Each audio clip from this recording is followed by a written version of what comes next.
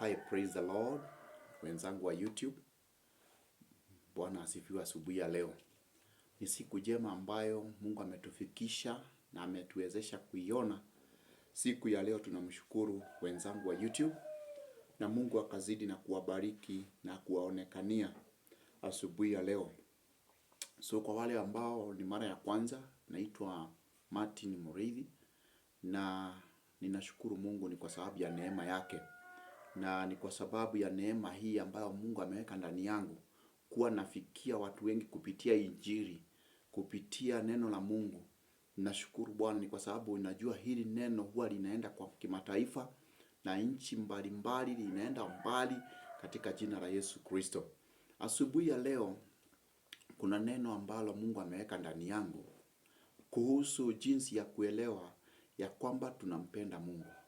Kumpenda Mungu, yaani jinsi ya kujifahamu ya kwamba wewe unampenda Mungu. Unaweza juaje ya kwamba wewe unampenda Mungu?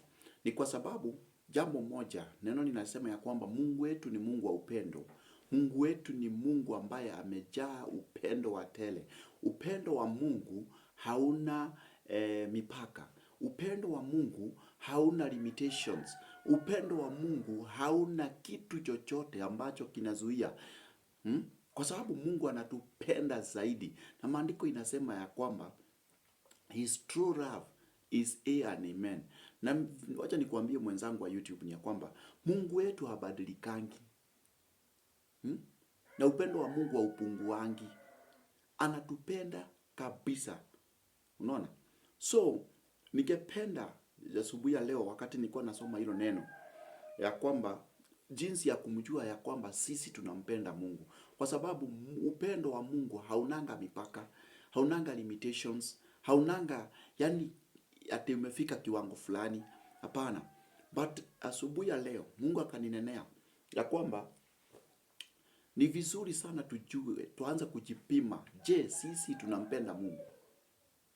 Je, sisi huwa tunampenda Mungu? Kwa sababu ukisoma Matthew 22 from verse 34. Ni wakati Yesu alikuwa anapeana mifano mingi, alikuwa anaongea kuhusu yani ukisoma huko verse 1 utaona kuna Yesu alikuwa anazungumza na watumishi wake, lakini ukifika kuna mahali aliulizwa, verse 35, kuna mahali aliulizwa na one of the Pharisees ya kwamba which is the greatest commandment? Naye Yesu akawajibu akawaambia aje? Ya kwamba the greatest commandment ambayo alisema ni ya kwamba you love your God. Yani, love your God with all your heart, with all your soul, and with all your mind. Yani mpende Mungu kwa moyo wako wote, kwa roho yako yote, kwa moyo wako wote, na kwa mawazo yako yote. Unaona? Ni kwa sababu gani? Sisi wanadamu tuko na shida moja. Upendo wetu uko na limitations.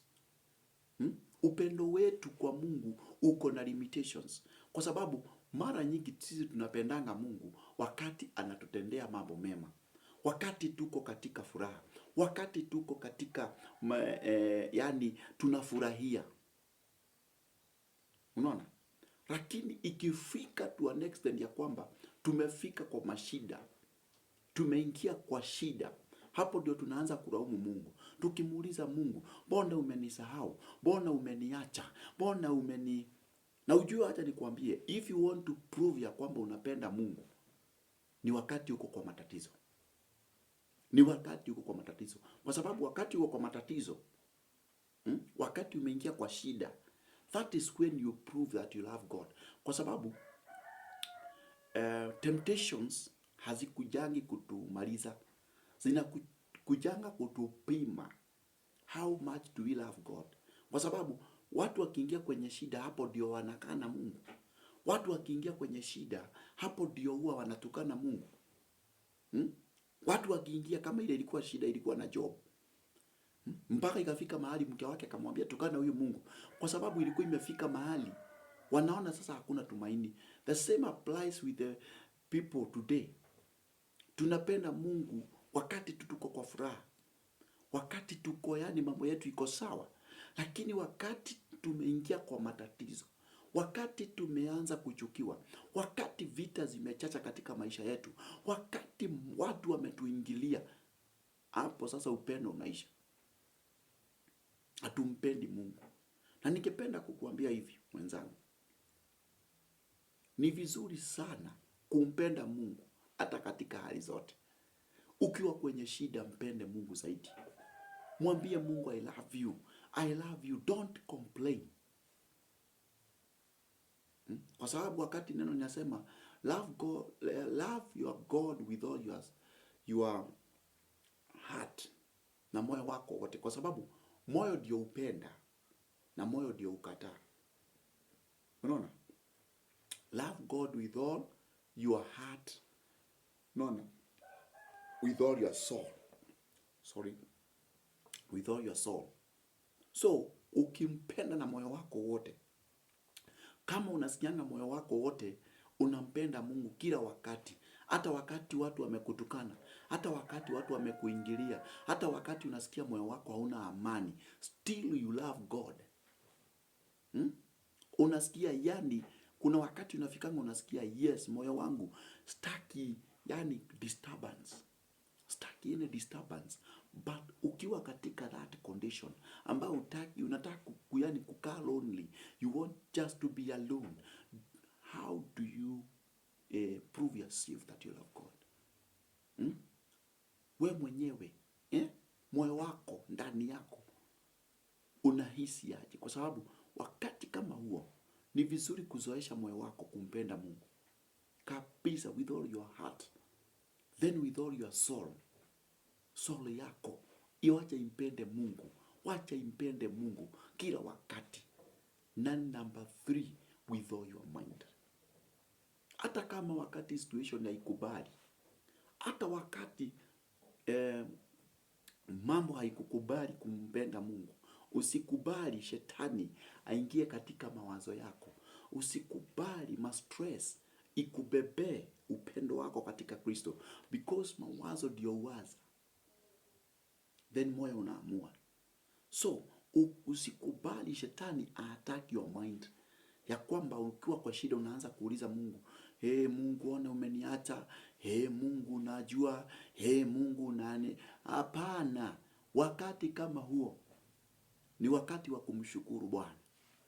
Wewe ambao unapitia katika hali ngumu, katika maisha mazito, katika matatizo, wakati wako ni huu wa kumshukuru Bwana. Si wakati wa kucomplain, si wakati wa kuteta, ni wakati wa kumpenda Bwana. Ninasikia ni kuencourage wewe ambao unatazama hii video. It is a very short clip, but kuna neno ambalo ningetaka kutia moyo, ya kwamba wewe ambaye unasikia kwamba umekata tamaa, umefika mwisho, usifike mwisho. Kuna tumaini la kuishi.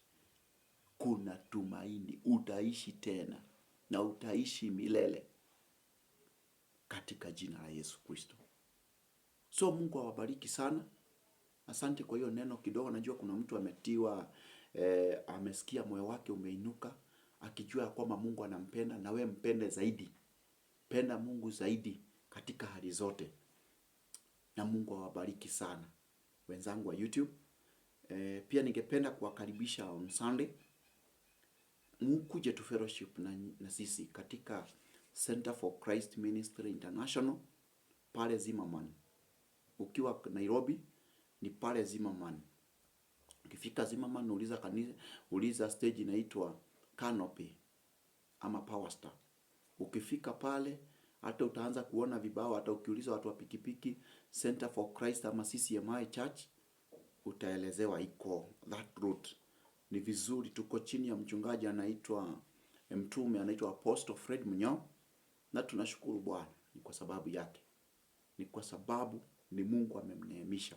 So karibuni nyote wenzangu wa YouTube, wale ambao wanatazama video zangu, karibuni zote. Na iwapo ungependa kuongea nami kwa sababu ya direction ya church ama kwa jambo lolote lile, namba yangu ni 0713 338 150. 0713 338 150. Mungu awabariki sana na awazidishie neema Na wewe ambaye umesikia kukata tamaa, usikate tamaa. Endelea. Endelea na safari ya wokovu. Safari ya wokovu si rahisi. Njia ya wokovu si rahisi, na safari hii inataka mtu ambaye ako na nguvu. Inataka mtu ambaye ako na neema ya Mungu, na utaenda mbali katika jina la Yesu Kristo. So Mungu awabariki sana katika kazi mnayofanya. Wale wako ng'ambo, wale wako huko nchi za mbalimbali, karibuni sana. Karibuni sana. Na Mungu awabariki, awaonekanie na akafungue njia kule ambako hakuonekani kuna njia, katika jina la Yesu Kristo. I love you so much. May the God bless you. May the Lord enlarge you in Jesus name. God bless you. Bye bye. Bye bye. Neema ya Mungu iwe nanyi.